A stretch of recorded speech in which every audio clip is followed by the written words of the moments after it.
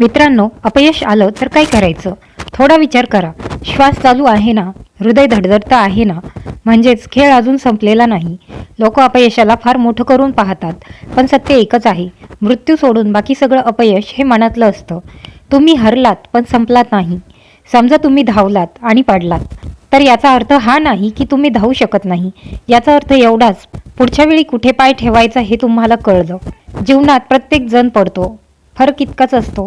काही लोक उठतात आणि काही लोक जमिनीवरच थांबतात. लक्षात ठेवा, तुम्ही माघार घेतली म्हणजे तुम्ही हारलात असं नाही. कधी कधी मागे येणं म्हणजे स्वतःला पुन्हा तयार करणं असतं. योद्धा युद्ध हारतो, पण तो शस्त्र खाली टाकत नाही. अपयश म्हणजे शेवट नाही, अपयश म्हणजे शिकवण.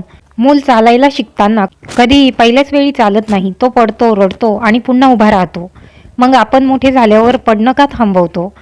का भीती वाटते? तुम्ही आज जखमी आहात पण जिवंत आहात, म्हणजे अजून संधी आहे. खेळ तेव्हाच संपतो जेव्हा तुम्ही स्वतः मान्य करता की आता बस. चॅम्पियन आणि हरलेला दोघेही पडतात.